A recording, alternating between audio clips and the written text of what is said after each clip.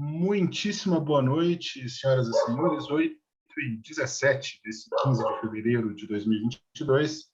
Fechando esse primeiro dia do Portas Abertas agora, temos Geografia, uma matéria que tem se tornado bastante importante, não que anteriormente não fosse, mas cada vez mais com questões que exigem cada vez mais conhecimento, e não só um conhecimento, mas um pensar, um olhar geográfico para essas interpretações, e não poderiam estar vocês em melhores mãos do que do meu amigo professor Evandro Costa, além de geógrafo, CACDista, como todos vocês, então entende os dois lados do balcão como pouquíssimos, seguramente. Essa é a nossa segunda aula. Amanhã nós temos mais uma aula de literatura e aproveito aqui já a audiência de vocês para passar uma notícia que não é a que eu gostaria, mas infelizmente nós não vamos poder oferecer o curso de História Geral nem do Brasil nessa revisão. Depois de bastante tempo conversando com o professor, infelizmente ele tem limitações contratuais com um outro empregador dele, mas a gente lamenta bastante, mas com certeza esse vai ser um curso de revisão absolutamente completo para vocês. Vou agora passar a bola aqui para o mestre de cerimônias por direito e de origem. Evandro, o palco é seu, camarada. Boa aula, boa noite. Muito obrigado. Obrigado, Tiago. Muito bem, gente. Sejam muito bem-vindos. Vamos, então, começar o nosso trabalho hoje, né, após a apresentação do nosso caro colega Tiago, que também, além de professor de alto gabarito, também é CACDista, então, sem dúvida nenhuma, conhece muito bem também os dois lados da história, né, em relação à luta verdadeira que é ser CACDista. Pois bem, gente, antes de nós começarmos o nosso trabalho propriamente dito, sem mais delongas, primeiramente eu quero fazer uma apresentação em relação ao curso em si. Tá? Então, a ideia fundamental do nosso curso pré-TPS, o nosso curso de revisão para a primeira fase, é justamente nós abordarmos os temas essenciais que são trabalhados, que são cobrados no nosso edital, dando ênfase naquelas temáticas que aparecem com mais frequência no nosso TPS e que, por consequência também, são temas mais extensos e mais complexos. Então, primeiramente, observe aqui a estrutura básica do cronograma do nosso curso. Ele vai ser organizado em 9 aulas. Esta aula de apresentação, mais 8 aulas que vão se suceder da seguinte maneira. A partir de hoje, dia 15 de fevereiro, nossa rápida apresentação já vai entrar diretamente com a questão do nosso primeiro tema, o tema número 1, contido no nosso edital, que é a parte de História da Geografia. Na próxima semana, já vamos cair diretamente em Geografia da População. No dia 1º de março, terça-feira de Carnaval, vamos então dar esse intervalo, não teremos a aula nessa terça-feira de Carnaval e vamos seguir o nosso cronograma até o dia 19 de abril, dando ênfase maior, então, nos temas mais trabalhados, que são Geografia Econômica. Teremos 2 semanas com questões e análises do tema Geografia Econômica, e nós teremos também 2 semanas relativas ao tema Geografia e Gestão Ambiental também, além de ser um tema muito complexo, porque faz a análise mais específica da questão da geografia física do Brasil, também é um dos temas mais abordados no nosso TPS. O nosso curso tem previsão de ser concluído no dia 19 de abril. Mas e aí vem a pergunta básica: se porventura o nosso edital, quando ele sair oficialmente, quando ele for divulgado oficialmente, se a data do TPS for anterior a 19 de abril, não tem problema nenhum, nós reestruturamos as nossas datas e o nosso último encontro vai acontecer obrigatoriamente antes da primeira fase. E se a primeira fase ela acontecer após o dia 19 de abril? Também não tem problema. O nosso cronograma é flexível e, logicamente, nós vamos, então, alongar um pouco mais até as vésperas da nossa primeira fase, fazendo, então, a partir desta aula 9, caso haja necessidade de nós esticarmos um pouco mais a nossa revisão, então não vamos mais trabalhar temas específicos, vamos então fazer questões diversas em um único encontro, já mais ou menos naquele padrão específico que é a nossa prova. Apenas com uma pequena diferença. A nossa prova oficialmente são 6 questões, 24 itens, mas eu sempre tenho o costume de colocar 5 questões, porque é um número aceitável para que nós tenhamos a possibilidade de trabalhar de maneira analítica as questões. O objetivo aqui não é pura e simplesmente fazer questões. Qualidade tem uma diferença muito grande em relação à quantidade.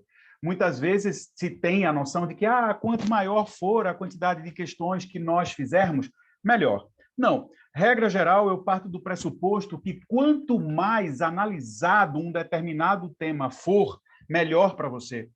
Porque você passa a ter um aprofundamento, você passa a ter um conhecimento mais profundo sobre aquele determinado tema. Então, o objetivo aqui é, em cada questão, não apenas analisar a questão em si, mas puxar diversos outros temas que sejam congruentes, ou seja, diversos outros temas que vão dar suporte e que podem, muitas vezes, estar subtendidos em uma determinada questão, e nós temos obrigatoriamente de conhecer esses temas adjacentes, esses temas que vão dando suporte à produção de cada uma das questões. Não se enganem, gente. Geografia é uma disciplina de extrema dificuldade. É uma disciplina de extrema dificuldade exatamente por conta de sua condição essencial, fundamental, a sua interdisciplinaridade. É uma disciplina, é uma ciência que, para produzir o seu conhecimento, precisa necessariamente ter como acessório o conhecimento proveniente de diversas outras áreas. Afinal de contas, o objeto fundamental de análise da geografia é o espaço geográfico. E é sobre o espaço geográfico que nós temos, obrigatoriamente, todo e qualquer tipo de fenômeno, quer seja fenômeno social, fenômeno natural, fenômeno físico, químico, biológico, fenômeno social, fenômeno histórico.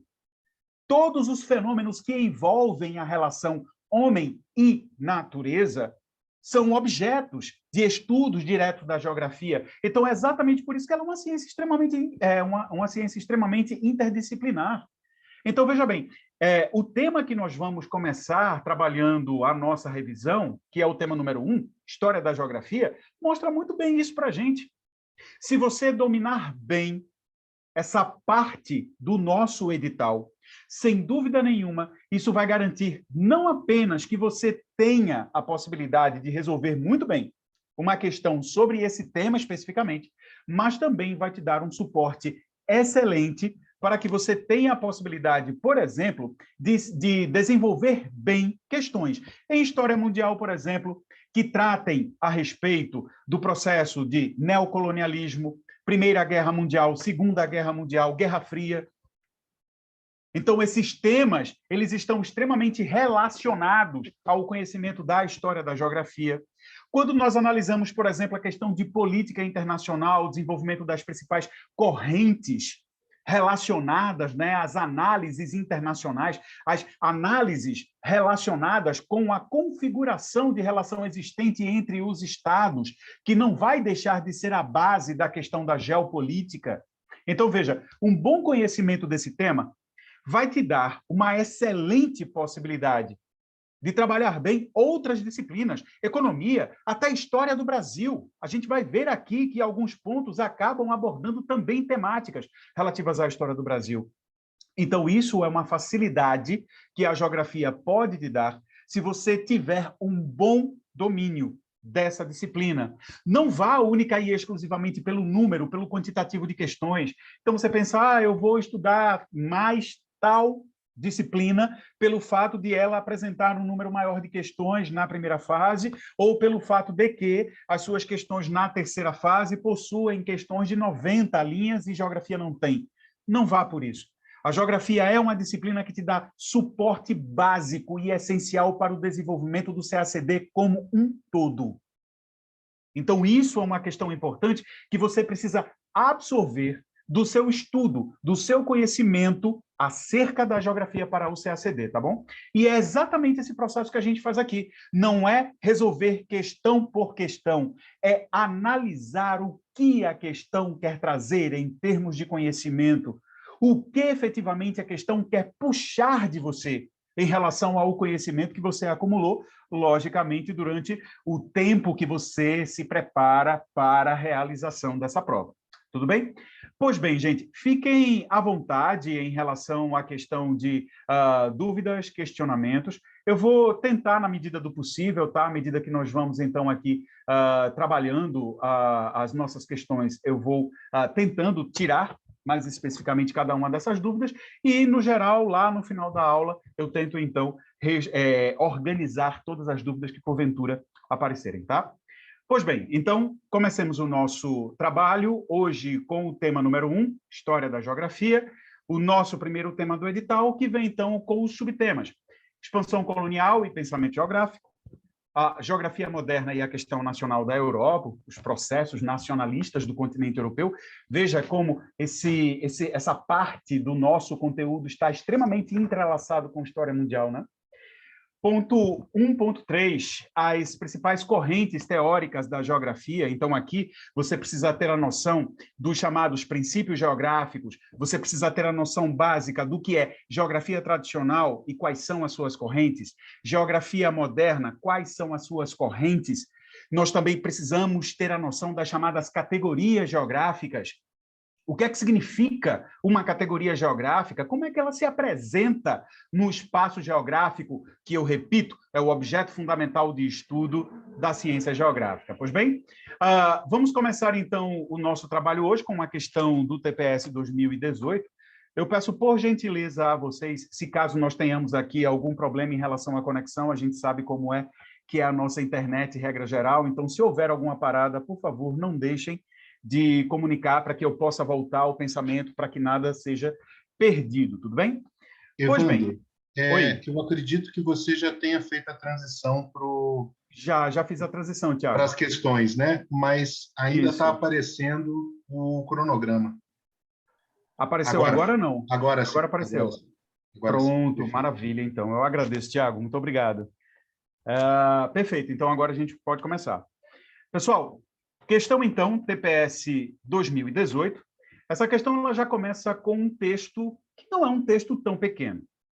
Então, uma dica que eu sempre dou para os meus colegas CACDistas, para os meus alunos que não deixam de ser colegas CACDistas, é que a minha experiência como professor de geografia, que não é pouca, eu já tenho aí um bom tempo de estudo, de trabalho com a geografia em si, como professor de ensino médio, como professor de concursos públicos, depois como professor de área superior.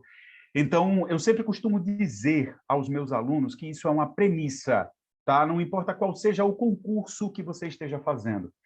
Muitas vezes, os textos que são colocados nas questões de geografia acabam sendo textos meramente ilustrativos.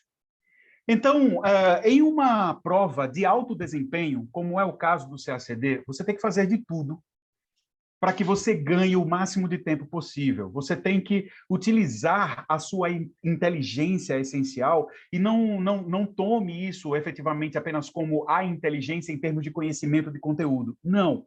É a sua sagacidade, é a sua capacidade de conhecer a prova. Quanto melhor você conhecer a prova, sem dúvida nenhuma, maior e melhor será o seu desempenho. Então, uma dica que eu sempre deixo muito clara para os meus colegas CACDistas é: antes de você enfrentar a leitura desse texto, independentemente do tamanho que ele tenha, leia o enunciado. Porque o enunciado da questão, que vai ser o comando da questão, ele vai te dizer com segurança se você efetivamente vai precisar fazer a leitura daquele texto ou aquele texto é meramente ilustrativo, ele serve como referência. Mas a leitura ou não daquele texto não será necessariamente condição essencial para que você responda a questão. É claro que se você, por exemplo, não tiver um grau de segurança muito forte acerca daquele tema que está sendo trabalhado na questão, leia o texto. Isso não é um impeditivo. Mas aquilo que eu digo é, se você é um CACDista mais experiente, se você é um CACDista que já tem um traquejo e que já tem um conhecimento maior em relação à estrutura das questões, então faça a leitura primordialmente desse enunciado, porque ele vai conduzir você à leitura ou não desse texto. Então, antes de nós lermos o texto, vamos aqui para o enunciado para ver o que é que ele nos diz. Olha só, ele fala para a gente o seguinte: tendo o fragmento do texto anterior como referência inicial, julgue COE os itens seguintes relativos à expansão colonial e ao pensamento geográfico. Então, observe, no próprio enunciado, ele já disse o que ele quer na questão. Ele quer que você use o seu conhecimento em relação à expansão colonial e ao pensamento geográfico. Então, regra geral, você não vai precisar fazer a leitura do texto caso o seu conhecimento sobre esses dois pontos sejam suficientes para que você faça a resolução da questão. Caso contrário, parta para a leitura do texto como um todo. Aqui a gente está em momento de aula, então é lógico, eu dei essa dica, mas a gente obrigatoriamente vai fazer a leitura do texto, tá? Observe então aí. O domínio da teoria absoluta do Estado e o abandono das dimensões relativas e relacionais a um papel subordinado foram particularmente assegurados na Europa Ocidental. Posteriormente, os processos de colonização estenderam à maior parte do planeta essa modalidade de territorialização.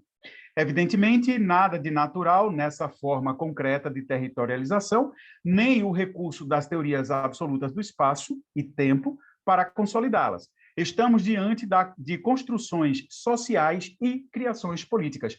Vocês percebem que a leitura do texto, de fato, é meramente ilustrativa? Ele está ilustrando uma situação, não é fator essencial para a resolução da questão. Percebe? Isso é um ganho de tempo importantíssimo. É como eu sempre costumo dizer, TPS vai muito, muito, muito, muito além do conhecimento que você tem. É uma guerra, é uma luta em relação à conquista de tempo.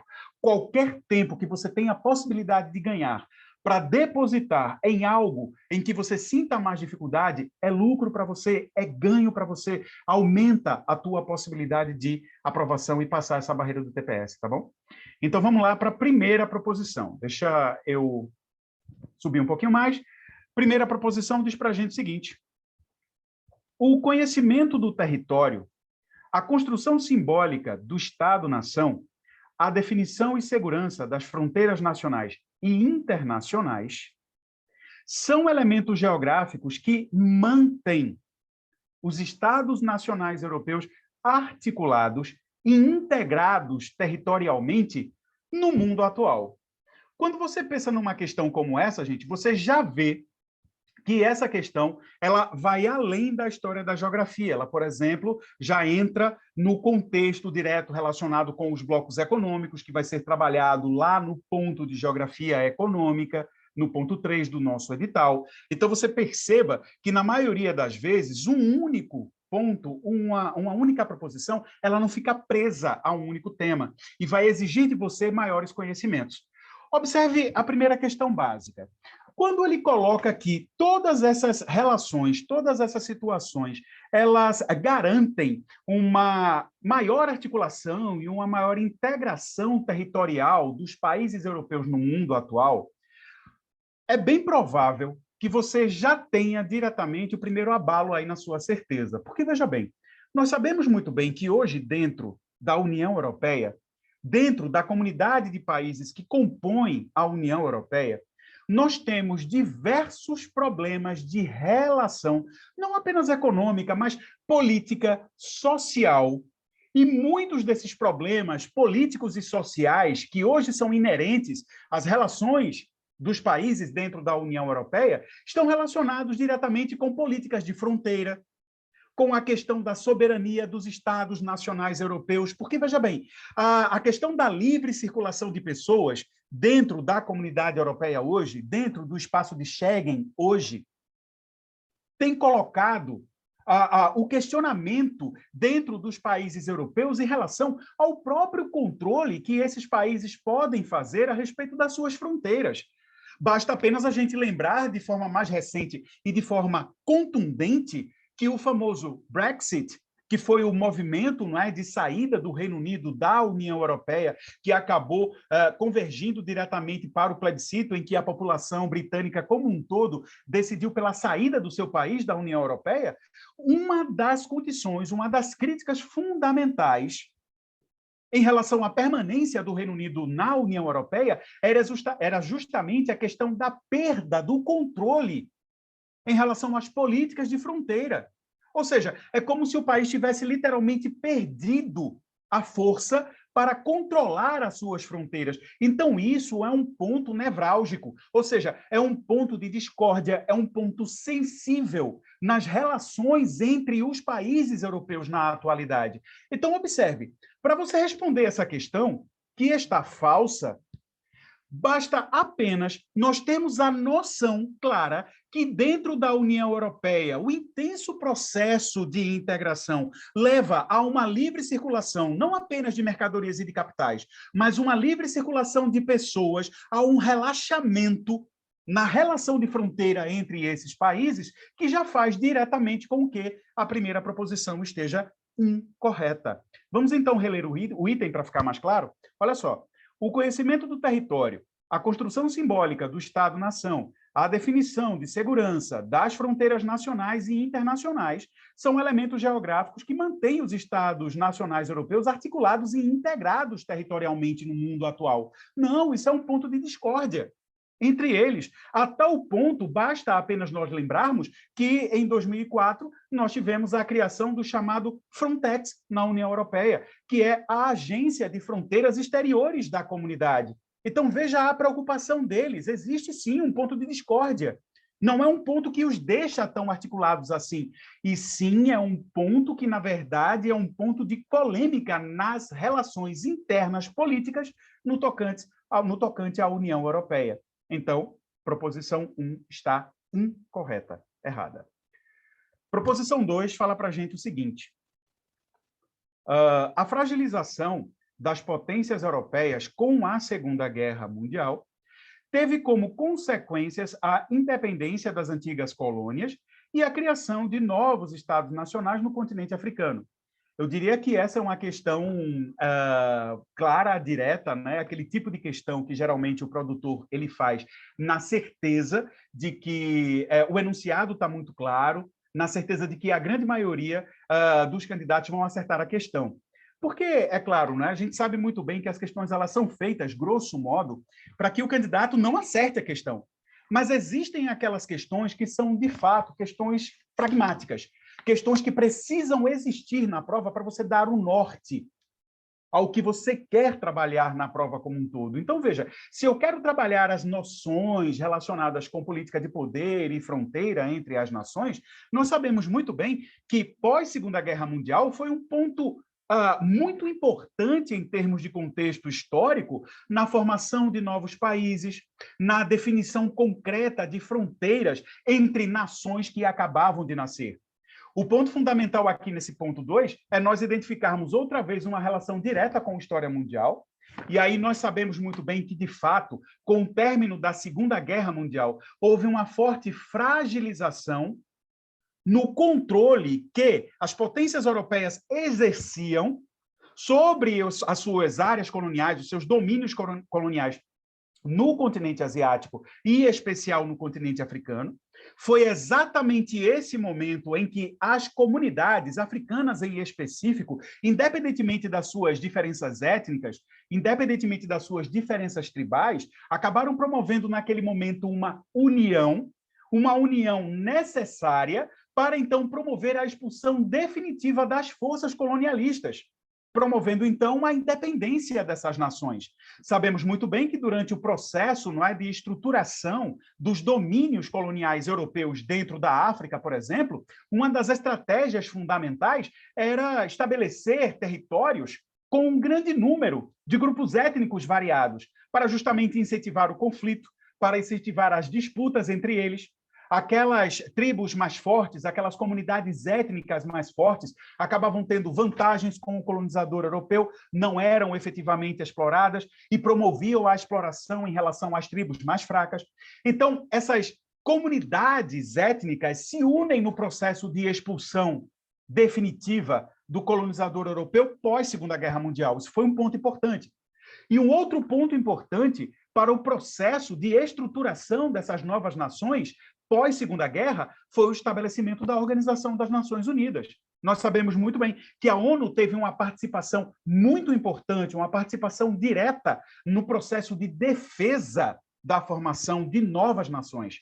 Portanto, proposição 2, totalmente verdadeira. Sigamos aqui, proposição número 3. Diz para a gente o seguinte: a expansão ultramarina europeia influenciou a formação das sociedades e dos estados nacionais colonizados e posteriormente independentes. Bom, isso é um fato, né? Continuando, no Brasil, por meio de construções simbólicas e políticas, a influência cultural europeia produziu um território nacional único, integrado e predominantemente europeu. Nem uma coisa nem outra. Mas, na verdade, para você responder essa questão, gente, a gente precisa aqui de um conhecimento mais específico de história do Brasil. Veja que eu coloquei para vocês no início da aula. Eu preciso de um conhecimento mais específico de história do Brasil. Ora, nós sabemos muito bem que o processo de união do território brasileiro, sobretudo quando a gente compara, né, com o processo de fragmentação da América Espanhola, a gente sabe muito bem que foi um processo extremamente complexo. Não dá para a gente observar isso sob um único ângulo, e principalmente como ele coloca aqui a influência colonial europeia. Sabemos muito bem que existe ali uma relação muito profunda com a própria questão, né, dos problemas europeus relacionados com o bloqueio colonial, o bloqueio continental imposto pela França, a saída da família real de Portugal, a chegada para o Brasil, a elevação do Brasil para Reino Unido com Portugal e Algarves. Então, a gente sabe que existe ali uma relação profunda com isso.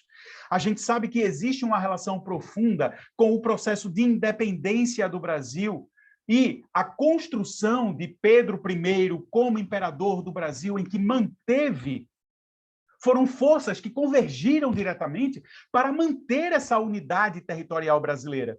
É claro que a gente vai devagar aqui na nossa ideia, nas nossas suposições, mas é bem provável, eu não posso dizer com certeza, jamais haverá a possibilidade de dizer isso com certeza, mas é provável, sim, que, caso não tivesse ocorrido, por exemplo, a transmigração da família real para cá, o Brasil não tivesse assumido essa posição de Reino Unido com Portugal e Algarves, ou seja, se a história do Brasil nesse momento ela não tivesse ocorrido desta maneira, é provável que porções do nosso território tivessem se separado. É provável. Basta apenas nós lembrarmos da questão da Revolução Pernambucana, em 1817, mais à frente, a questão da Confederação do Equador, em 1824, né, depois que Pedro I ele outorga a Constituição.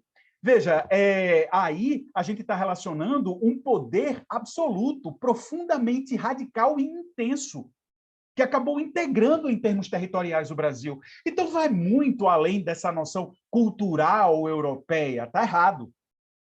E um outro ponto que também deixa, sem dúvida nenhuma, essa questão errada, é o ponto final, quando ele fala que o nosso espaço tornou-se eminentemente, predominantemente europeu.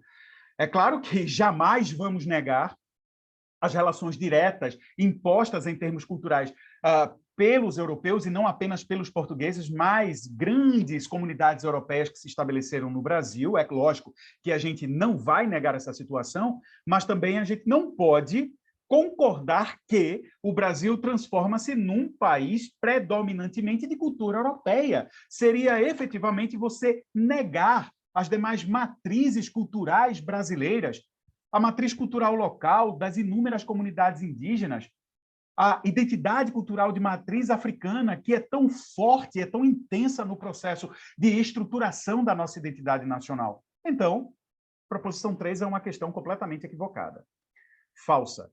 Proposição 4 diz para a gente: a descrição e o conhecimento geográfico feitos pelos viajantes e cronistas europeus durante a colonização, bem como a sua cartografia e representações, serviram às potências europeias para o domínio do Novo Mundo e seus territórios e povos, para a delimitação de fronteiras e a exploração de seus recursos. Quem, porventura, aqui seja aluno meu de curso extensivo, que a gente trabalha aqui no quarto SEC, muito provavelmente vai lembrar das nossas aulas, porque quando eu trabalho História da Geografia, eu passo de maneira muito, muito específica sobre esse ponto, porque sei que é um ponto de cobrança constante na nossa prova. Quando ele fala a respeito do conhecimento que serviu como base fundamental de dominação, ampliação territorial, aumento dos domínios coloniais, nós estamos falando exatamente do princípio de formação da ciência geográfica dentro da principal potência europeia que lá na segunda metade do século XIX tinha ambições claras de estruturar politicamente o seu espaço territorial, que era a Alemanha, né, com o processo de unificação, com o processo de estruturação forte e concreta do seu território nacional. Além disso, a gente também vai relacionar diretamente com as perspectivas de expansão territorial, com a questão de dominação colonial. Lembre-se que é exatamente desse momento que a escola determinista, com o nosso famosíssimo Frederick Hudson, desenvolve exatamente as noções de determinismo geográfico, a noção de expansão territorial com o conceito do espaço vital. Mas antes disso, voltamos um pouco mais no tempo, a gente tem a questão da formação das sociedades geográficas, a Sociedade Real de Geografia Britânica, que tinha como objetivo exatamente promover estudos e conhecimentos diretos específicos sobre áreas territoriais para observar as potencialidades de cada um desses territórios. Você só consegue dominar e explorar com mais facilidade um determinado território quando você tem um conhecimento mais específico sobre ele. Até aqui no Brasil, nós tivemos desenvolvimento de sociedades geográficas. Então, veja, a geografia ela surge como um instrumento de poder. Era uma arma, era um instrumento fundamental de poder nas mãos das potências colonialistas. A geografia surge como uma ciência de elite. Só depois, lá no século XX já, é que a geografia vai se estabelecer como uma ciência mais voltada para as análises sociais. Ela se torna uma ciência social com o passar do tempo, mas o seu desenvolvimento social, o seu desenvolvimento inicial, aparece como um elemento estratégico. Lembre-se de Yves Lacoste com o seu livro essencial. A geografia, isso é feito antes de tudo para fazer a guerra. Ou seja, é instrumento estratégico de dominação territorial, político, econômico. Essa é a noção fundamental do surgimento da geografia. Então, é claro que essa proposição está totalmente correta, totalmente verdadeira. Lívia, o gabarito ele está aqui, já no finalzinho, tá, do nosso material.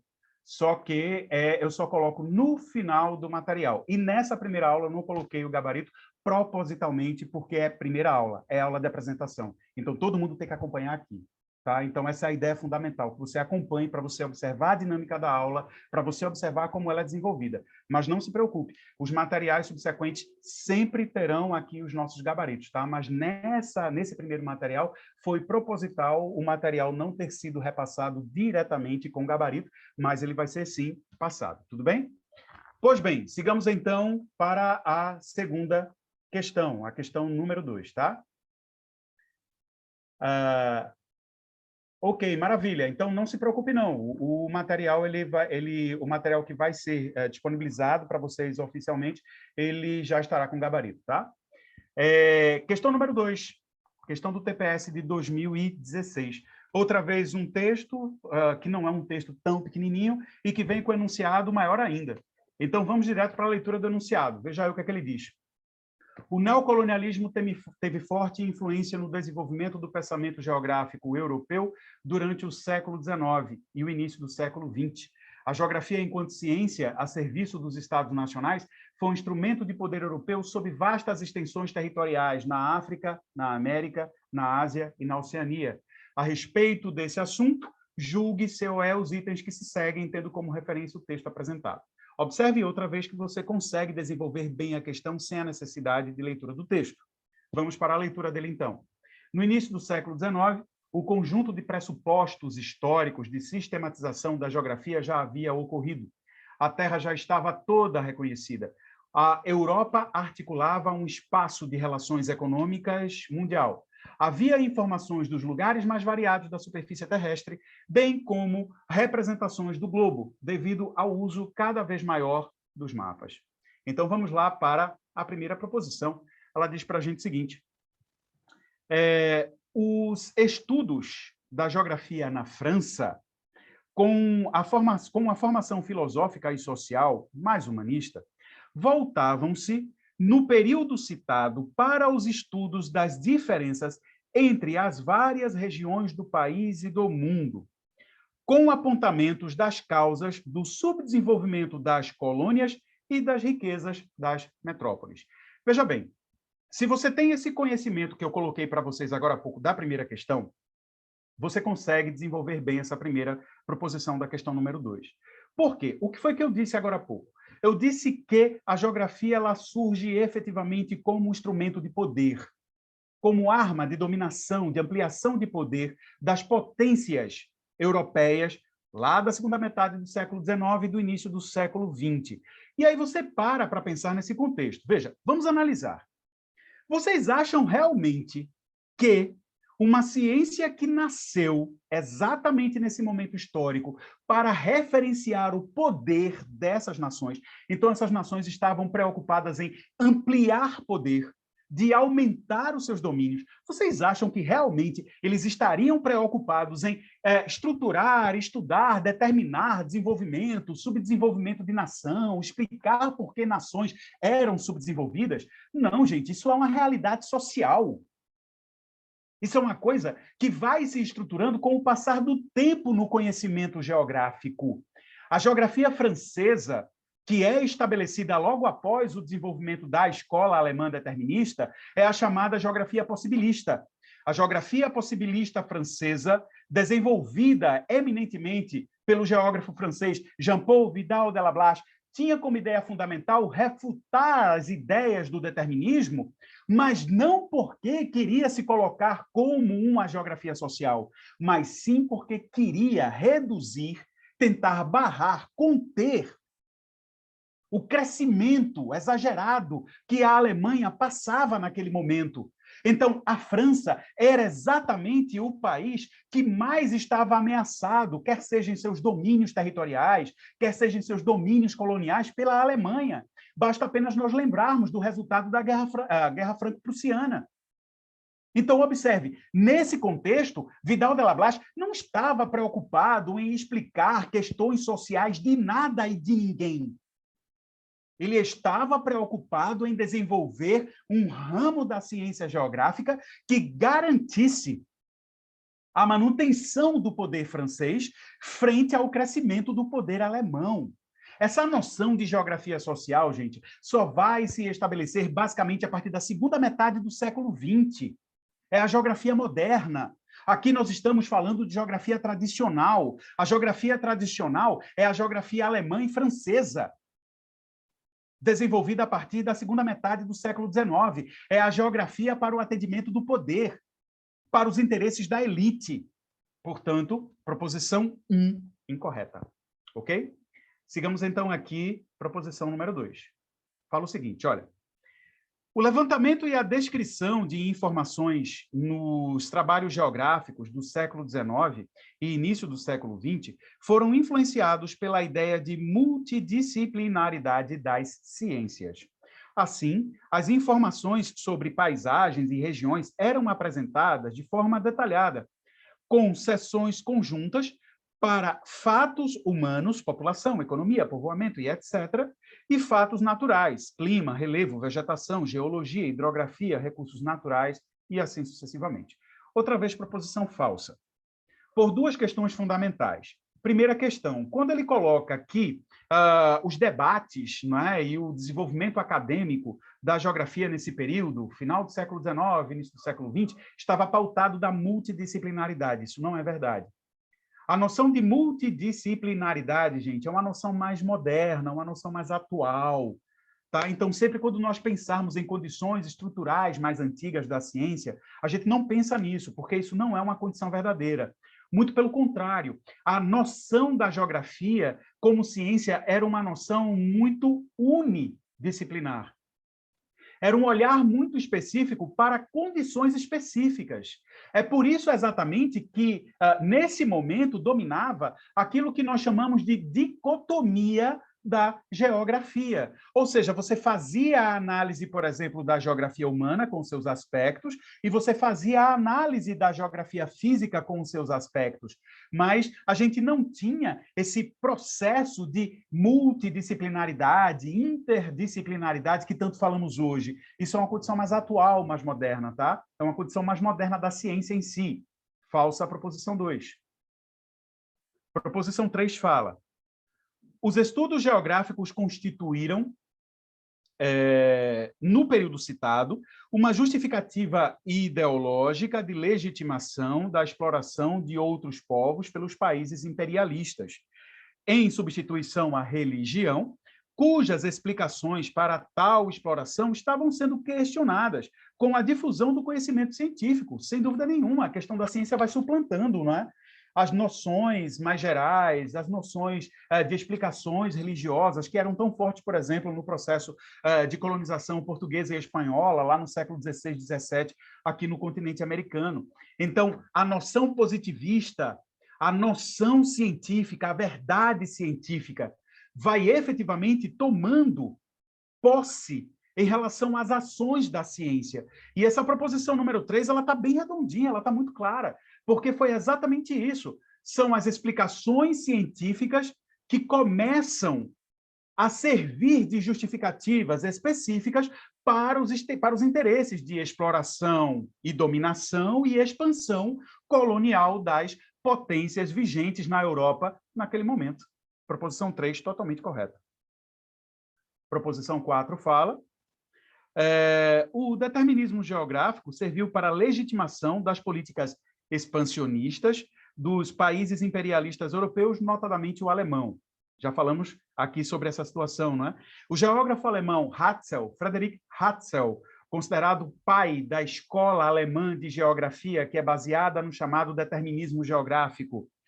Então, ele fala, pelo geógrafo alemão Hatzel, por exemplo, teorizou a relação entre os estados nacionais e seu território, apontando que o potencial de desenvolvimento de um Estado-nação se daria basicamente pela relação entre dois fatores, população e recursos naturais do território. É exatamente dessa noção que surge o conceito fundamental de espaço vital, o Lebensraum alemão. A ideia fundamental de Hatzel era justificar a política expansionista alemã, porque ele colocava, e aqui, logicamente, eu vou trocar em miúdos para vocês, que Hatzel, ele colocava de que um determinado país, uma determinada nação, ela só seria poderosa de verdade quando ela tivesse sob o seu domínio o maior quantitativo possível de recursos naturais, terras para a realização de agricultura, para a exploração de matérias-primas para a indústria, para a energia, e tivesse o maior contingente populacional possível que garantisse, então, esse crescimento de poder político e esse crescimento de poder econômico. Era exatamente por isso que a ideia do espaço vital acabou sendo a premissa básica de expansão de interesse de expansão colonial europeu lá no período histórico específico, né, do final do século XIX, início do século XX, e também baseou diretamente a política expansionista da Alemanha nazista, que Hitler leva a cabo diretamente durante a Segunda Guerra Mundial. Veja o quanto houve de expansão na política alemã empregada nesse período, né, durante a Segunda Guerra Mundial. Domínio dos Países Baixos, Holanda, Bélgica, Luxemburgo, França, Dinamarca, para chegar até a Noruega. Noruega, que é um dos principais países produtores de petróleo no continente europeu. Então, daí o interesse alemão na Noruega, o interesse alemão na então União Soviética, em especial na Ucrânia, não era apenas a questão de aquisição de fontes energéticas, mas também a questão de terras para a realização de agricultura. Na região da Ucrânia, nas planícies ucranianas, se localizam um dos solos mais férteis do planeta, o chamado solo de Chernozem. Esse solo é excepcional, principalmente para a produção do trigo. Então, veja a ideia do Lebensraum, a ideia do espaço vital, da expansão territorial de Hatzel, verdadeira. Proposição número 4. ok? Questão 3. Questão 3, TPS de 2011, fala para a gente o seguinte. Com relação à geografia moderna, estruturada no século XIX, julgue COE os itens subsequentes. Primeira proposição fala: a Guerra Franco-Prussiana é considerada o episódio central para o desenvolvimento da geografia na França, visto que a derrota francesa foi creditada, em parte, à superioridade da reflexão e do conhecimento geográfico alemão. Veja o que eu falei para vocês agora há pouco. A França sentindo-se diretamente ameaçada em relação ao desenvolvimento científico alemão, que, diga-se de passagem, foi muito intenso, sim, nesse período. A geografia alemã, ela foi estruturada, logicamente, não apenas por Hatzel, né? Hatzel é que vai formulando mais concretamente as noções do determinismo geográfico do espaço vital, mas com a contribuição também de Kohlrieter, que deu as noções filosóficas, as bases históricas da geografia. Quando nós analisamos também o desenvolvimento geográfico a partir dos estudos de Alexander von Humboldt, naturalista, análise da geografia física, dos elementos naturais do espaço. Então, todo esse contexto de desenvolvimento científico na Alemanha garantiu uma ampliação muito forte de bases para a condição do poder, para a justificativa do poder. Não esqueça, a ciência nesse momento era, antes de tudo, uma justificativa feroz para os interesses de dominação, para os interesses políticos e econômicos que cada uma dessas potências possuíam. Então, a Alemanha, com o seu desenvolvimento precoce em relação a uma análise científica da geografia, postula o seu determinismo geográfico, em que diz muito claramente: no determinismo geográfico se coloca muito claramente que o homem é fruto do meio natural. Ora, o que é que quer dizer isso? Se colocava que o homem ele se desenvolveria de acordo com as condições que o meio natural apresentasse em um determinado espaço geográfico. Então, se esse meio natural ele fosse favorável, sem dúvida nenhuma, ali aquela sociedade seria mais desenvolvida. Hatzel, por exemplo, colocava que o espaço geográfico alemão, dotado de um clima mais ameno, garantia, por exemplo, um maior desenvolvimento intelectual, colocando uma noção de superioridade na sociedade alemã, a condição do arianismo. Ao mesmo tempo, também dizia que, em momentos quando o clima se tornava mais rigoroso, mais frio, a sociedade alemã ela se desenvolvia bem porque ela conseguia se adaptar bem àquela condição do meio natural. Então, aquele rigor climático condicionava homens mais fortes, sociedade mais forte, mais unida. Então, essa noção do determinismo geográfico permeou os interesses colonialistas alemães.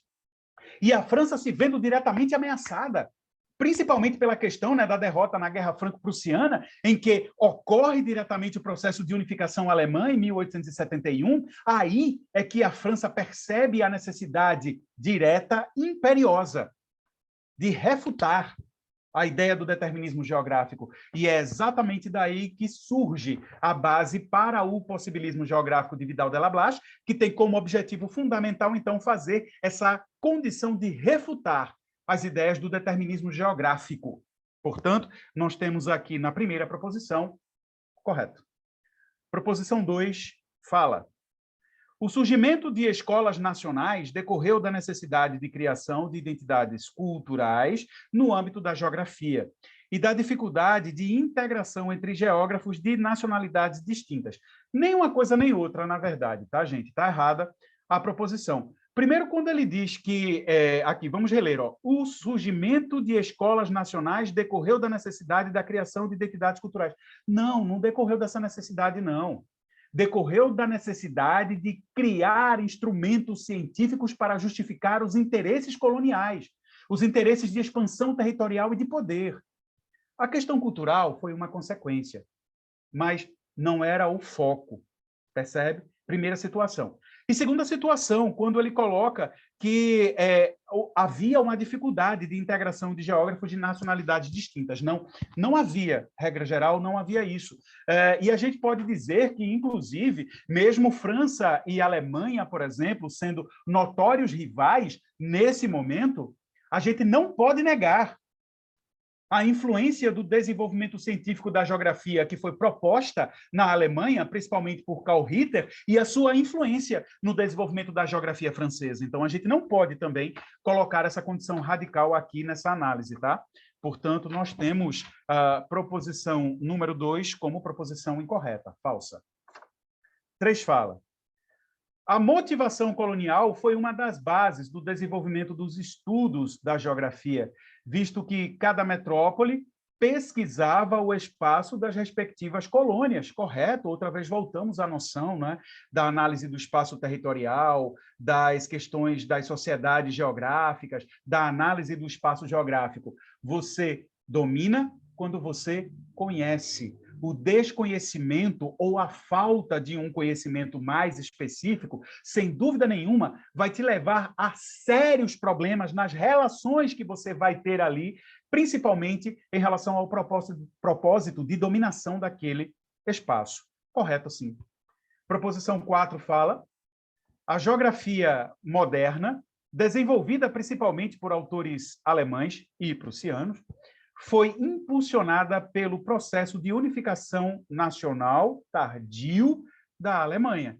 Lembre-se, a geografia torna-se um instrumento de poder e, na Alemanha, acaba a geografia tendo exatamente essa função. Torna-se uma ferramenta dos interesses de expansão territorial, colonialista, econômico, vinculado, sobretudo, às elites alemãs da época. Ratzel, Humboldt, Ritter, todos eles eram homens de elite da Alemanha naquele momento.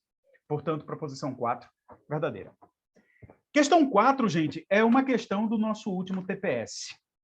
Uma questão muito bem feita, muito bem produzida, uma questão que traz a noção relativa às chamadas categorias e correntes geográficas. Então, é muito importante que nós analisemos essa questão, porque esse tema ele pode ser trabalhado de maneira muito clara, não apenas na primeira fase, mas em uma questão de terceira fase. Esse tema, sem dúvida nenhuma, é um tema diferencial para aquele que está bem preparado na disciplina, porque é algo realmente muito complexo o seu entendimento, a sua compreensão. Vejamos então. Questão 4, TPS 2021, fala para a gente o seguinte: em razão do volume de conhecimentos científicos e de procedimentos para alcançá-los, a necessidade de uma divisão do trabalho científico se impôs. As disciplinas específicas procuraram aperfeiçoar os princípios da ciência moderna e adaptá-los aos objetos de estudos particulares. Então, no enunciado, ele fala para a gente o seguinte: com base no exposto, considerando as afirmações acerca dos principais conceitos utilizados pela geografia ao longo da formação e consolidação de sua identidade como disciplina científica, julgue COE os itens a seguir. Então, temos aqui a nossa primeira proposição. Analisemos.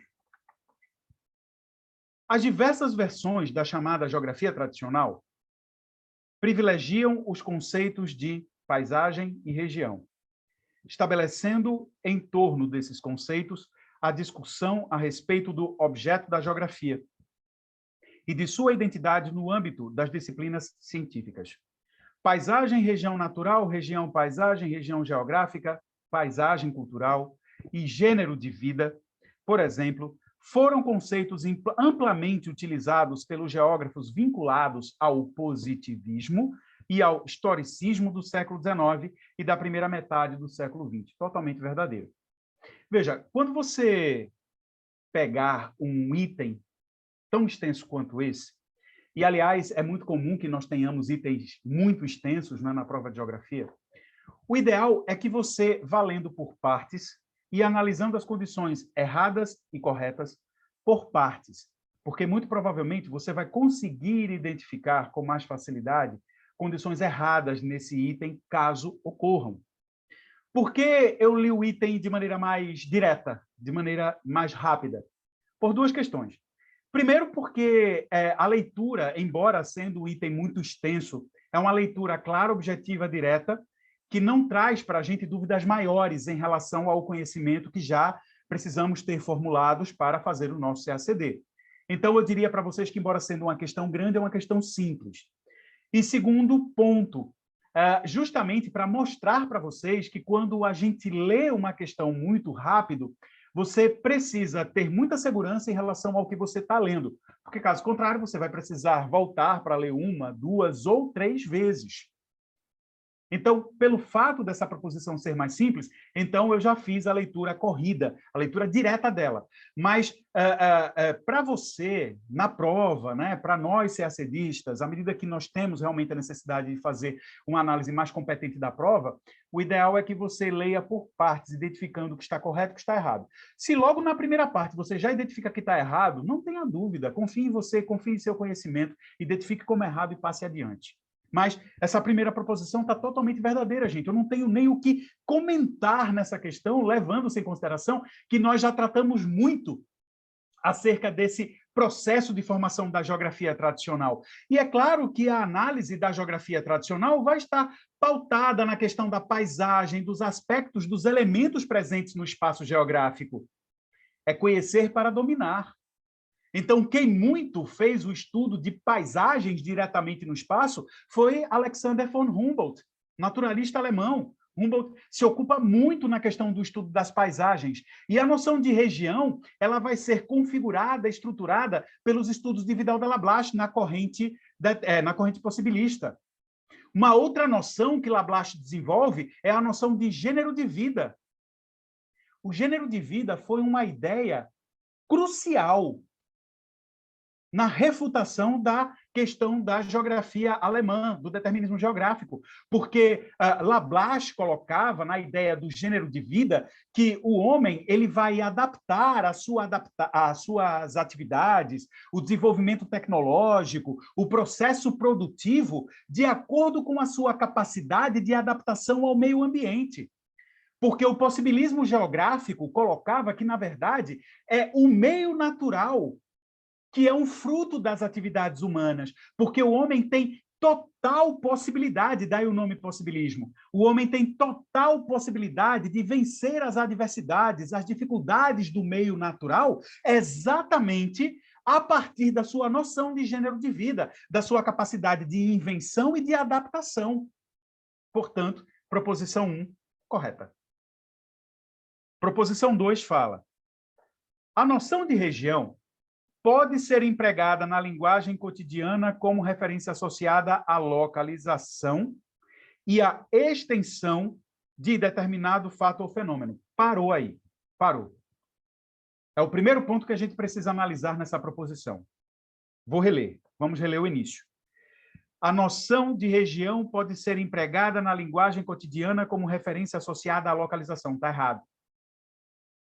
Dentro das chamadas categorias geográficas, a noção de localização é dada por outra categoria, a categoria de lugar. A categoria de lugar tem relação direta com duas condições: noção de localização em termos de espaço geográfico e noção de afetividade, é uma condição afetiva, são condições emocionais que conectam o indivíduo a um determinado lugar. O que é o lugar?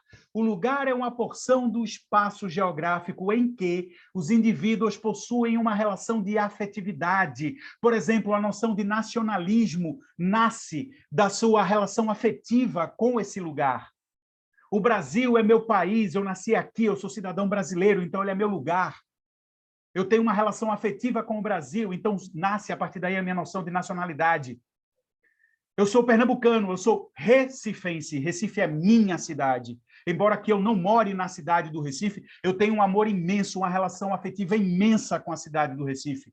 Então, o Recife é o meu lugar. Percebe a noção de afetividade? Não importa onde eu esteja.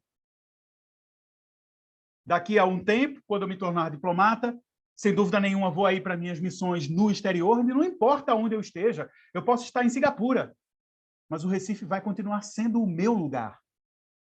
Porque é a porção do espaço geográfico que eu reconheço como fazendo parte da minha história, do meu desenvolvimento enquanto ser humano. Os aspectos culturais, os aspectos sociais, eu reconheço como meus. Eu me identifico como fazendo parte daquela comunidade. Então, essa é a noção de lugar, a noção de afetividade. Eu posso ir da noção macro até a noção micro. A minha casa é meu lugar, porque eu tenho uma relação de afetividade, como o meu país pode ser o meu lugar. Então, o espaço ele não é determinado pelo tamanho. O lugar não é determinado pelo tamanho do espaço que representa, mas é relacionado com a noção de afetividade e com a noção de localização geográfica. Eu sei em qual lugar eu estou. É a noção de localização geográfica. Então, a proposição número 2 já erra desde o princípio. E ele erra mais ainda quando ele continua falando em relação à extensão de determinado fato ou fenômeno. Não, gente.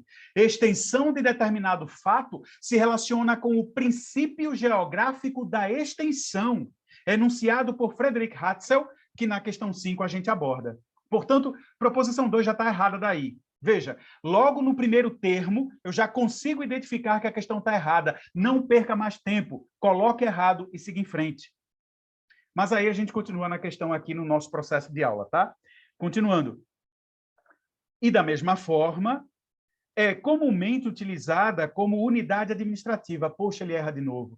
Unidade administrativa, para você configurar essa noção, você vai utilizar a noção de território, a noção da categoria geográfica território. O território é uma porção do espaço geográfico em que ele pertence a um indivíduo, a um grupo de indivíduos, a um grupo empresarial, a um Estado constituído. Então, eu falo de território brasileiro. O território brasileiro é uma das condições essenciais para a existência do Estado brasileiro, que precisa ter um território, que precisa ter povo, que precisa ter governo. Percebe? São as 3 condições essenciais para que nós tenhamos a formação de um Estado. Então, o território brasileiro é a porção administrada pelo Estado brasileiro. Então, é território, não é região, como ele coloca. Falso de novo. Então, se você não conseguiu identificar no início, você vai identificar agora.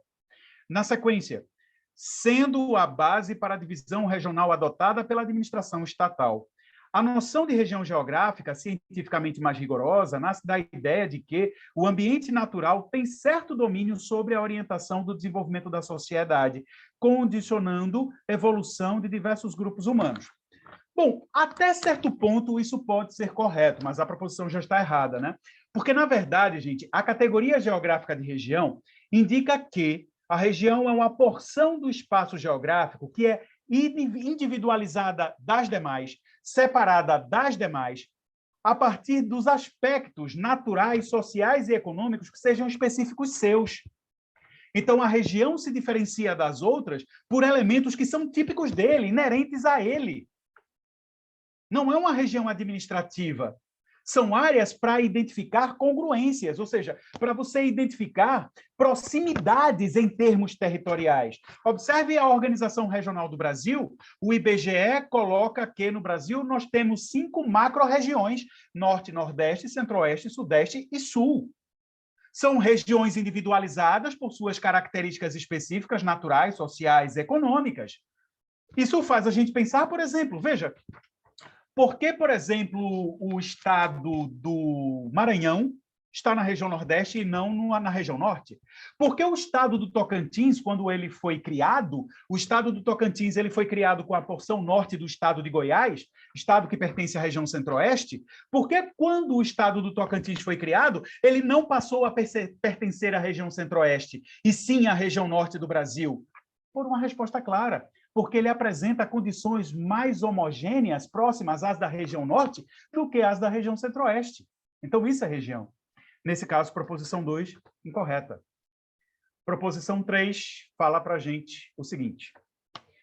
A chamada revolução teorético-quantitativa da geografia, ele só acrescenta para dificultar. Mas, na verdade, ele fala da corrente da geografia quantitativa, ou New Geography, a nova geografia que começa a se desenvolver a partir da década de 1950, já na noção de geografia moderna, que vai fazer as análises do território voltadas para a evolução econômica, desenvolvimento social, para o trabalho de ações que visem as melhorias sociais, as melhorias econômicas no âmbito de cada estado, no âmbito de cada região. É um novo olhar da geografia. A geografia perde a sua noção de ciência de elite, perde a noção de ciência de estratégia de dominação, que era básico lá na geografia tradicional, determinista possibilista, e passa a ganhar a análise de organização social, de instrumento político para as melhorias estruturais e sociais da população. A geografia passa por uma forte mudança no século XX. Então, proposição 3 fala: a chamada revolução teorético-quantitativa da geografia, iniciada na década de 1950, orientou-se pelo positivismo lógico, tendo como pressuposto a presença de uma ordem estrutural matemática implícita por trás do padrão empírico de organização espacial dos fenômenos. A tarefa da geografia enquanto ciência seria a de descobrir e revelar esses padrões matemáticos no espaço, o qual passa a ser o conceito-chave da disciplina geográfica sob o paradigma teorético-quantitativo. A ideia de que há uma ordem subjacente ao espaço possibilitaria ainda estimar por projeções e fazer prognósticos, aproximando a geografia do planejamento. Correto. Essa é a condição fundamental. A geografia quantitativa, ela faz uso intensamente das questões de estatísticas oficiais. Então, quando você vê muito a geografia voltada para a estatística, quando você faz, por exemplo, a questão dos trabalhos geográficos que o IBGE relaciona, a questão do censo demográfico, por exemplo, o censo demográfico nada mais é do que uma arma estrutural para o desenvolvimento da noção da geografia quantitativa. Você vai fazer planejamento do Estado, o Estado vai ter possibilidade de desenvolver as suas ações que visem o benefício econômico, social e estrutural a partir do momento que você conhece bem essa sociedade. E para isso você precisa ter nas mãos números. Então, a geografia quantitativa é a geografia matemática, é a geografia que usa a questão matemática, a questão estatística, como elemento de benefício social e de ações governamentais. Correto. Proposição 4 fala... proposição 4, a geografia da percepção e do comportamento, assim como a chamada geografia humanística, procurou elaborar um enfoque globalizador e subjetivo da realidade, inserindo a intuição como elemento constitutivo do processo do conhecimento. Sua preocupação com o espaço vivido coloca no centro da análise geográfica o lugar, a noção de afetividade, as noções subjetivas de conhecimento do espaço. Não se trataria, no entanto, de um lugar em si, objetivo apenas, mas algo que transcende sua materialidade, por ser repleto de significados. Olha a noção do significado para o lugar que eu falei agora há pouco. O lugar não seria apenas natural, mas também cultural. Ou seja, o lugar é a porção do espaço geográfico dotado de elementos que garantem, a partir da nossa percepção, a nossa ligação direta com ele. Essa é a noção de espaço, que é tão importante na noção do conhecimento do espaço geográfico. Proposição 4, verdadeira. Pessoal, para nós encerrarmos, questão inédita nossa, produzida diretamente por mim, que fala sobre os princípios geográficos. Veja então o que é que ele diz. Ainda no século XIX, são estruturados os chamados princípios geográficos, que nada mais são do que os princípios metodológicos responsáveis por nortear a análise geográfica no processo de compreensão do espaço e dos fenômenos que nele se estabelecem. Então, nós temos aqui o nosso enunciado que fala acerca dos chamados princípios geográficos, identifique como certas e ou erradas as proposições abaixo. O que é um princípio geográfico? O princípio geográfico, gente, é um elemento metodológico científico que garante a análise ideal do objeto de estudo da geografia. Qual é o objeto de estudo fundamental da geografia? O espaço geográfico.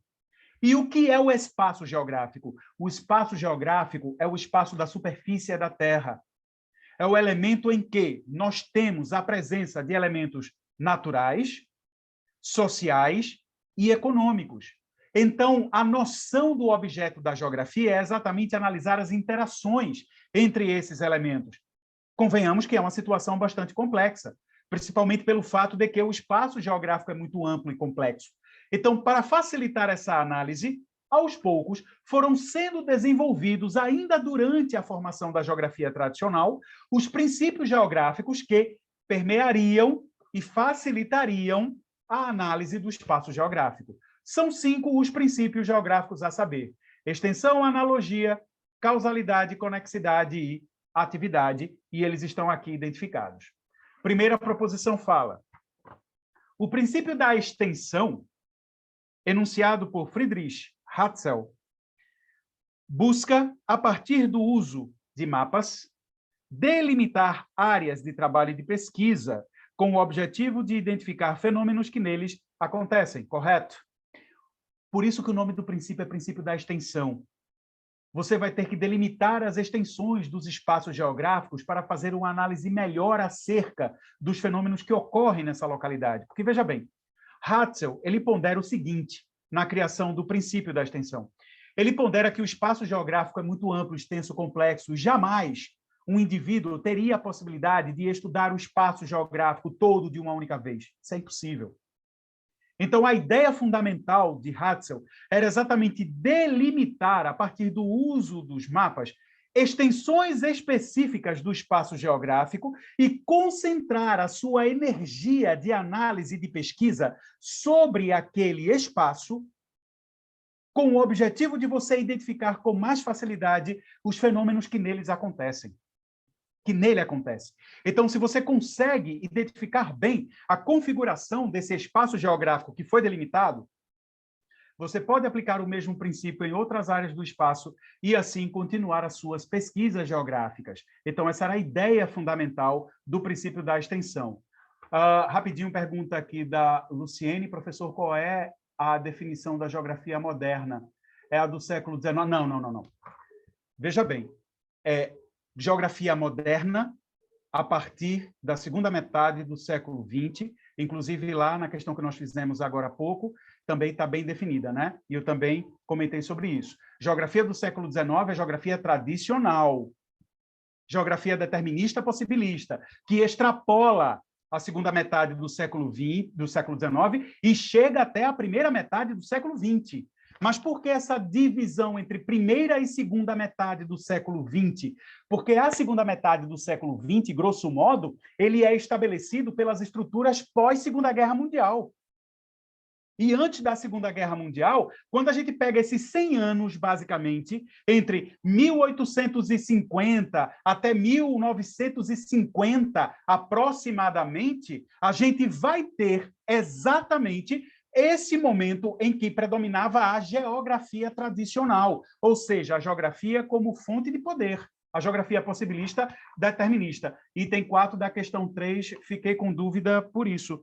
Mas veja bem, é exatamente o que o item 4 da questão 3, item 3, né, da questão, melhor, item 4 da questão 3, é que ele fala a questão da geografia da percepção, a geografia humanista, mas veja bem, não é porque aí é que está um ponto importante, tá? E a gente precisa ter essas noções para que a gente possa realmente estruturar uma questão de maneira mais clara e objetiva, tá?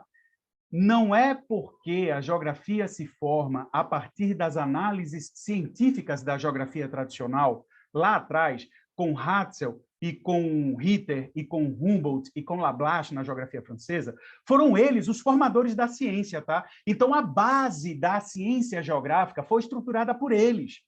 Então, vai ser inevitável a noção de que, por exemplo, os princípios geográficos foram elaborados por eles, percebe?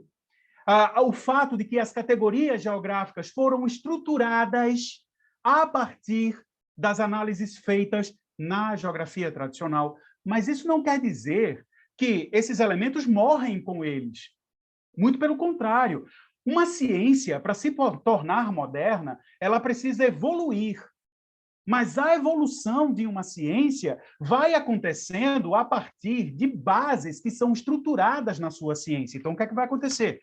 As categorias geográficas vão evoluindo na sua análise de percepção, percebe? Então, eu deixo de ter, por exemplo, aquela noção de lugar tão engessada, formada lá na geografia tradicional, para ganhar novas condições na geografia moderna, a noção de percepção, uma noção mais forte vinculada à questão da análise que o indivíduo faz no seu próprio sentimento, numa noção mais subjetiva. Então, o espaço deixa de ser exclusivamente aquela coisa tão concreta. O que é que quer dizer o espaço concreto? É aquele espaço que você olha e vê o que é que tem lá.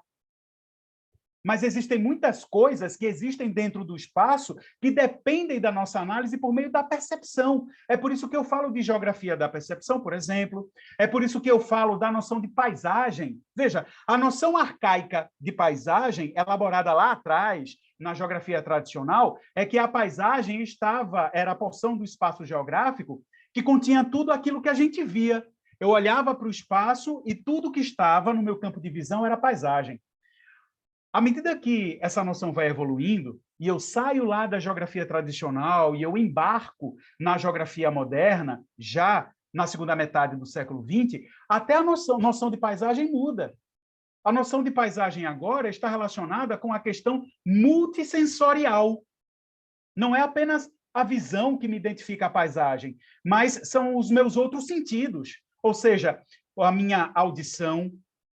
Um som pode me lembrar de uma paisagem que eu vi há algum tempo atrás, um cheiro específico, então o olfato, ele também é um elemento que me dá uma percepção de paisagem. Por exemplo, vamos colocar uma noção clara. Quem aqui, de repente, nunca esteve em um determinado local e gostou muito daquele local e, por exemplo, provou uma comida específica daquele local, e aí, de repente, você passa um tempo e você está em uma outra localidade, e, de repente, você sente o mesmo cheiro daquela comida que você comeu naquele espaço e você imediatamente lembra dele. Então, você conectou a sua imagem de paisagem a esse sentimento, a esse sentido, a essa percepção, percebe? Então, observe. A geografia tradicional, a geografia científica tradicional que se desenvolve no século XIX, foi a geografia responsável pela estruturação das bases fundamentais da ciência geográfica. Mas, à medida que o processo científico vai evoluindo, e aí, principalmente quando você chega na segunda metade do século XX, com o desenvolvimento da geografia quantitativa, da geografia cultural, da geografia humanista, da geografia crítica marxista, da geografia ambiental, você vai dando novas estruturas, uma nova organização, uma nova forma de ver aqueles elementos que foram estruturados lá atrás na geografia tradicional. Percebe, então, aí qual é a noção? Aí, vamos lá. Aí você fala, geografia moderna, professor, mas está relacionado à unificação da Alemanha. Mas veja bem, deixa eu voltar lá, né? Questão 3, item 4. Questão 3, item 4. A geografia moderna, desenvolvida principalmente por autores prussianos, foi impulsionada pelo processo de unificação nacional. Mas veja bem, aí você precisa fazer a interpretação. Ele está dizendo, olha só, a geografia moderna, desenvolvida principalmente por autores alemães e prussianos, foi impulsionada pelo processo de unificação da Alemanha. Quando ele coloca essa noção, aí nesse caso específico da geografia moderna, era geografia diferente em relação ao que você tinha antes da formação científica. Então, nesse caso específico, ele está colocando geografia moderna como geografia científica. Quando você faz o padrão de comparação entre a geografia tradicional, que é a geografia científica, e a geografia desenvolvida no século XX, aí você traça o parâmetro de geografia tradicional e geografia moderna. Percebe? Porque aí são dois caminhos diferentes. Agora, quando ele estrutura essa noção de desenvolvimento da geografia a partir desse momento, é porque ele está dando o salto histórico. Que salto histórico é esse? É o salto em que a geografia, antes do desenvolvimento da geografia alemã, era uma forma arcaica de conhecimento que você não tinha uma estrutura, uma base científica. E essa estrutura ela é modernizada a partir do momento que se desenvolve uma ciência geográfica. Percebe? Aí essa é a análise dessa formação de uma geografia moderna para aquele momento. Então, você vai fazendo a leitura específica dessa situação, tá? Então, geografia moderna para aquele momento era porque você inaugurava uma nova estrutura da geografia, uma geografia científica. Agora, quando você faz a análise do que é geografia do século XIX e o que é geografia do século XX, você está traçando o parâmetro entre o processo evolutivo da geografia científica, aí é uma outra história. Aí você parte da geografia tradicional, determinista possibilista, para um enfoque moderno da geografia científica. Percebe que vai se desenvolver pós segunda metade do século XX, ok?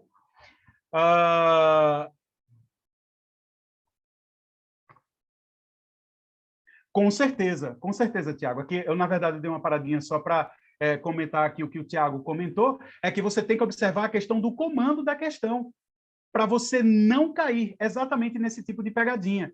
Porque o que acontece é exatamente isso. Veja, você precisa, é lógico, que essa análise que eu fiz agora aqui com vocês, né, relacionada nesse padrão de geografia que se torna científica, então você passa a ter um uso, um enfoque, uma realidade moderna da geografia, que sai daquele processo extremamente clássico da geografia, que era simplesmente a análise do espaço geográfico, aquela coisa que se estabelecia desde a antiguidade.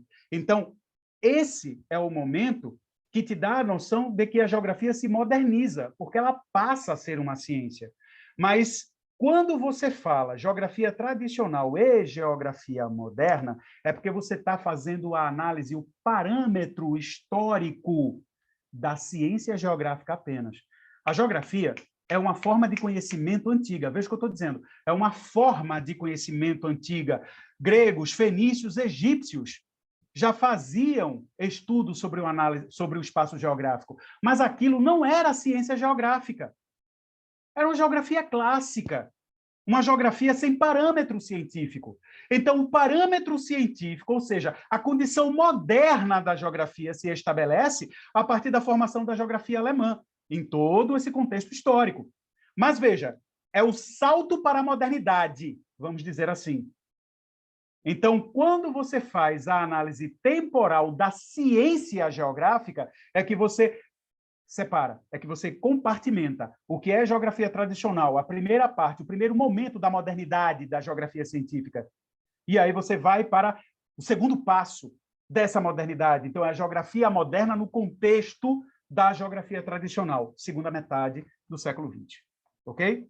E aí, nesse caso, é que realmente nós precisamos sempre ler de maneira muito pragmática realmente a questão, para que a gente não caia nessas pegadinhas que exatamente os autores querem que a gente caia. Então, sigamos na proposição número 2, né? Proposição 1 já foi vista, está correta. Proposição 2 fala. Sigamos então, deixa eu só levantar um pouquinho aqui. Proposição 2. O geógrafo francês Jean Brunier foi o responsável pela enunciação do princípio da causalidade, no qual se indica que, para compreender a paisagem, é necessário, antes de tudo, identificar sua condição efêmera, tendo em vista que o espaço geográfico se encontra em constante transformação. Proposição 2 incorreta. Por quê? Porque, primeiro, ele já começa assim, olha só, incorreta, né? Falsa. Ele já diz assim, na segunda proposição, no início, o geógrafo francês Jean Brunier foi responsável pela enunciação do princípio da causalidade. Isso não é verdade. Quem enuncia o princípio da causalidade é Alexander von Humboldt. E a ideia fundamental do princípio da causalidade, causa. A ideia do princípio da causalidade é identificar que todo fenômeno geográfico, todo fenômeno que acontece sobre o espaço geográfico, necessariamente possui uma origem, possui uma causa. Então, a noção estruturada pelo princípio da causalidade é a busca da relação de causa e efeito do fato geográfico, ou seja, você busca analisar e compreender melhor o fenômeno pela sua origem. Vamos puxar aqui uma noção de problemática. Se, por exemplo, uma situação, um determinado fenômeno traz um certo problema sobre o espaço geográfico, é mais fácil você resolver, em definitivo, esse fenômeno, esse problema, quando você combate a causa, a origem dele. Caso contrário, você vai acabar sempre promovendo paliativos, condições que podem amenizar aquela situação, mas que não vão resolvê-los em definitivo, pelo fato de que a origem não está sendo efetivamente combatida. É lógico que existem situações que você não vai conseguir, por exemplo, resolver a origem de um determinado problema, mas conhecendo melhor essa causa, conhecendo melhor essa origem, você pode tratar melhor daquele fenômeno. Então, é promover a relação de causa e efeito dos fenômenos. Esse é o princípio da causalidade.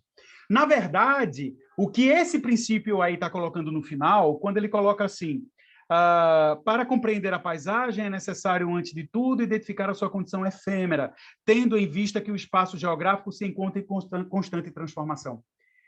Essa ideia é de outro princípio geográfico, o chamado princípio da atividade, que, de fato, foi enunciado por Jean Brunhet.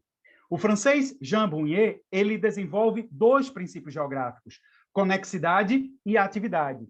No princípio da atividade, ele diz que, para compreender o espaço geográfico, você precisa ter uma visão histórica. Porque a paisagem, ela está em constante transformação. A paisagem não é estática, ela sofre transformação constante. E o homem, a sociedade, ele deixa o seu traço na paisagem, deixa o seu marco na paisagem. Por isso nós falamos de marcos históricos. Nas paisagens, estão relacionados exatamente com as atividades que as sociedades diversas fizeram e que hoje são identificadas. Então, você precisa analisar a paisagem sob um contexto histórico. Essa é a noção do princípio da atividade. Portanto, de fato, proposição 2 está incorreta. Proposição 3 fala o princípio da analogia. Analogia também é chamado de princípio da geografia geral. É o método de comparação. Ele diz assim, ó, o princípio da analogia busca compreender o espaço geográfico a partir da comparação entre áreas e regiões que, mesmo que estejam distantes, apresentam condições e características semelhantes. Corretíssimo. Esse princípio foi enunciado pelo geógrafo alemão Karl Ritter. O princípio da analogia, gente, ele é um princípio que é largamente utilizado em qualquer tipo de pesquisa, diga-se de passagem, não apenas em termos de pesquisa geográfica, porque ele é um princípio muito bom no sentido de análise de condições problemáticas e de evolução de fenômenos. Por quê? Porque você, a partir dele, quando você compara regiões que, mesmo que estejam distantes de fato, apresentem características semelhantes, você pode identificar com mais velocidade, com maior velocidade, como cada fenômeno se forma e até mesmo buscar resoluções mais fáceis, mais simples para determinados problemas. Por exemplo, vamos colocar aqui uma situação básica de emprego do princípio da analogia. Aqui no território brasileiro, nós temos a Zona da Mata Nordestina como área tradicional de cultivo de cana-de-açúcar. E hoje nós temos diversas outras áreas, né, de cultivo de cana, principalmente o estado de São Paulo, que hoje é o nosso maior produtor. E aí você imagine, por exemplo, que em um determinado momento, o plantio da cana na Zona da Mata Nordestina foi atingida por uma praga que dizimou parte dos canaviais, gerando imensos problemas econômicos. Então, analisando essa situação com o objetivo de resolvê-la, foram empregadas determinadas técnicas que acabaram, de fato, resolvendo esse problema. Então, foi resolvido a partir de uma técnica que ali foi empregada. E aí você imagina que depois de um tempo, depois de alguns anos, esta mesma praga começa a avançar e a agredir o cultivo de cana lá no interior do estado de São Paulo. Veja, áreas distantes, com características semelhantes, que apresentaram problemas semelhantes. Pergunta, por que nesta nova área eu vou perder tempo buscando a criação de um novo método de resolução, se eu já tenho um método que foi empregado anteriormente em uma situação semelhante e que, sendo semelhante, ela, sem dúvida nenhuma, vai surtir o efeito esperado. Então, a ideia do princípio da analogia é você comparar para compreender com mais facilidade os fenômenos e resolver também com mais facilidade os problemas que se apresentem dentro do espaço geográfico. Proposição 3, correta. Proposição 4 fala o princípio da conexidade, lembre-se que foi desenvolvido, né, pelo geógrafo Jean Brunhet, o mesmo do princípio da atividade, indica que só é possível compreender os fenômenos presentes no espaço geográfico se forem estabelecidas claras relações entre causa e efeitos dos diversos fenômenos. Falou de causa e efeito, o princípio é princípio da causalidade, elaborado por Alexander von Humboldt. O princípio da conexidade ou da conexão indica para a gente que os fenômenos geográficos sempre se conectam, estão sempre conectados. Não existe fato geográfico que ocorra de forma isolada no espaço geográfico, não. Sempre existem diversas conexões, sempre existem conexões, por exemplo, em relação de fenômenos naturais e as suas consequências em relação a elementos promovidos pelo homem por questões sociais ou questões econômicas. Então, existem conexões diretas entre todos os fenômenos. Eles não ocorrem de maneira isolada. E é exatamente por conta disso que você também não pode analisar o espaço geográfico de maneira isolada. Por maior que o espaço geográfico pareça ser, os fenômenos sempre apresentam elementos de integração. E aí, nesse caso, nós temos a nossa última proposição, lógico, comum e incorreta. Aqui temos o nosso gabarito. Chegamos aqui, então, ao final da nossa aula. A nossa aula aqui, pela minha contagem, durou algo em torno de 1h e 25 minutos. Então, é um tempo mais do que suficiente, né, para que nós tenhamos a possibilidade de analisar bem, com muitos detalhes, e tirar o máximo de dúvidas possíveis dentro de cada uma dessas questões.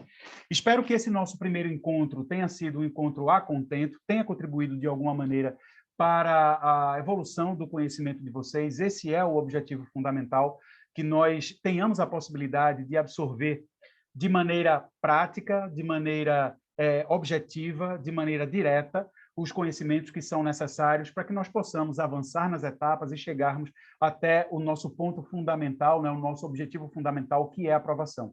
Essa aprovação ela só vem à medida que a gente se torna mais profissional dentro da prova. Esse é o ponto fundamental. Guardem essa frase para vocês. Nós avançamos nas etapas, nós chegamos mais próximos do nosso objetivo à medida que nós nos profissionamos dentro dessa prova, que nós nos tornamos mais profissionais. Se tornar mais profissional dentro da nossa prova significa utilizar bem o nosso tempo na primeira fase, ter leitura dinâmica, não se deixar levar exatamente por esses pontos que provocam dúvida, porque, veja, as questões elas são produzidas assim, gente. Nenhum profissional que vai fazer essa prova vai fazer a prova inteira com o intuito de você acertar. Cadê o critério, não é, de separação? Cadê o critério de classificação? Ele não existiria. Então, essas pequenas dúvidas precisam ser retiradas, esses pequenos pontos precisam ser retirados. E a gente só consegue fazer isso exatamente quando fazemos questões. Então, façam questões, não deixem de trabalhar questões, não deixem de acompanhar aulas e, principalmente, não deixem de contar com pessoas que, de fato, são profissionais preocupados com o seu processo de aprendizagem, de aprovação, que não vê exclusivamente você como um número na contagem, mas sim como um indivíduo que está ali lutando, e muitas vezes lutando por anos, dentro desse sonho de se tornar diplomata, de ser aprovado no CACD. Por isso que o Tiago ele utilizou realmente uma frase excepcional lá no início, na apresentação, de que nada melhor um CACDista para compreender outro. Nesse momento aqui, eu estou como professor com quase 20 anos de experiência de sala de aula, com quase 20 anos de experiência dentro do trabalho com a geografia. Nesse momento eu falo como professor, mas eu não deixo de encarnar o meu elemento CACDista, porque como CACDista eu sei como é difícil essa jornada, como ela é difícil, e como ela se torna mais difícil quando você não tem um suporte e uma orientação adequada, realmente de profissionais que estão preocupados em te colocar para frente, em te jogar para frente, em te dar o passo para frente, te colocar um degrau acima e te auxiliar, de fato, para a sua aprovação. Eu quero ser aprovado, e estou trabalhando e estou lutando muito para ser aprovado, e sei que em algum momento serei. Mas eu sei também que o trabalho que nesse momento eu faço vai dar a possibilidade para que outros também sigam nesse mesmo caminho, subam mais o degrau e cheguem em seu processo de aprovação. Então, se essa minha mensagem ela valeu a pena para auxiliar, para ajudar alguém nesse processo, eu já estou extremamente satisfeito. Muito obrigado, agradeço a presença de todos, muito obrigado pelos comentários positivos, muito obrigado, espero vê-los na próxima semana. Um grande abraço, tchau, tchau.